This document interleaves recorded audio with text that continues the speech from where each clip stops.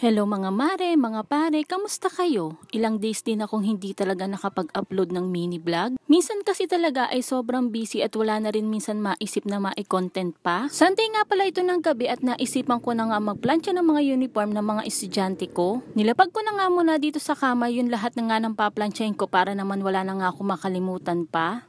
9:30 na nga ng gabi nang makapagsimula nga ako dahil nga humingi na nga ng tulong sa akin yung isang anak ko dun nga sa ginagawa niyang assignment. Ito talagang pagpaplansya ang isa rin nga sa gawaing bahay ng mga nanay na mahirap din gawin. May kalamaan na nga itong plansyang ginagamit ko at mas gusto ko nga itong gamitin kaysa nga dun sa mismong plansya namin. Medyo mabigat nga siya mga mare pero mabilis naman makaunat ng paplansyahin ito. Pinapanood ko nga muna si Sia nito ng TV para naman nga malibang habang nga nagpaplansya ako at eto nga Blippi nga ang pinapanood niya. Fast forward na nga tayo mga mare at nakatapos na nga ako magplansya nito nga mga dapat kong plansyahin at naka1 oras at kalahati nga ako dito mga mare. 9 na blouse, 2 t-shirt na pang-PE, 3 palda at 7 ang panyo ang naplansya ko nga ngayong gabi. Kinabukasan naman, Monday nga ay 4:00 pa lang ng umaga ay bumangon na nga rin ako. Kailangan ko kasing magsaing ng kakainin nila at babaunin nga nung panganay kong anak dahil nga wala na rin nga natira na kanin kagabi para naman isangag ko nga sa almusal nila. Pagkatakal ko nga ng bigas dito nga sa kaserola ay hinugasan ko na nga rin ito ng 3 beses at nilagyan ko na nga rin ito ng tubig at sinalang ko na nga rin sa kalan namin. At habang nga nagluluto ako ng sinaing, naglagay naman ako ng kawali dito nga sa kabilang kalan at magpiprito naman ako ng aalmusalin nga nilang ulam at ito nga yung ham. Isa nga din ito sa problema ng mga nanay kung ano ba ang pauulam natin sa araw-araw sa mga anak natin. Pagkaprito ko nga nung ham ng aalmusalin nila ay eto namang mga hotdog ang pinakuluan ko at ipiprito ko na nga din. Bali eto nga ay babaunin nga nung panganay kong anak para nga sa pagpasok niya sa school. Lagi na nga siya nagbabaon ng pagkain nga sa school para naman mas makatipid nga siya.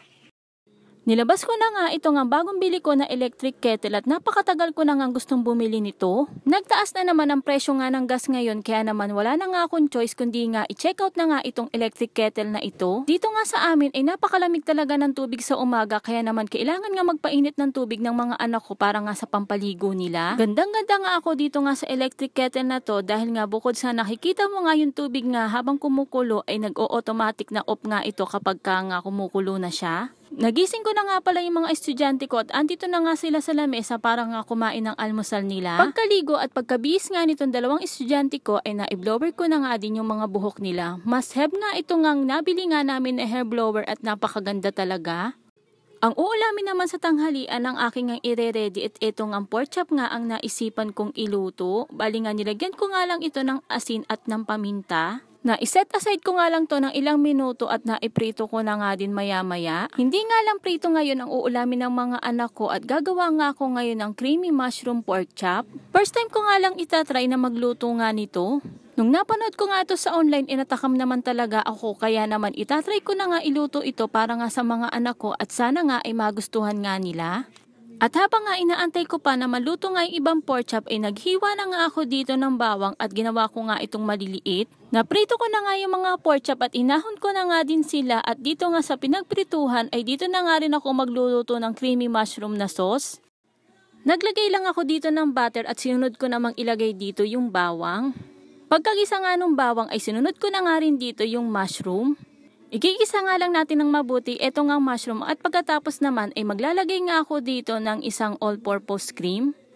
Imekos-mekos lang natin muna nga yan at pagkatapos naman ay maglalagay din ako dito ng pamintang pino. Naglagay na nga din pala ako dyan ng konting asin kaso nga ay hindi ko na nga rin na-videohan pa. Nung okay na nga ang lasa nitong sauce na ito ay pinaglalagay ko na nga rin dito yung naiprito ko kaninang pork chop. Iba nga din akong napanood na naglalagay sila ng parsley o kaya kinchay pero optional nga lamang iyon. Hinanda ko na nga rin ito nga mga pagkain na dadalhin ko nga sa school. Nakarating na nga ako dito nga sa school at nilapag ko na nga lang dito sa isang upuan ito nga mga pagkain nila dahil puno na nga yung mga lamesa dito. Pagkalapag ko nga ng mga pagkain nila ay umuwi na nga rin ako at habang nga naglalakad ako ay gandang-ganda nga ako sa panahon ngayon at napakaganda nga ng kulay ng langit at kulay asul nga. Bago nga pala ako tuluyang umuwi ay dumaan na nga muna ako dito sa bayaran nga ng tubig. Ngayon na nga lang ako nagbayad pagkatapos ko nga magpunta nga sa may school at magdala nga ng pagkain nila.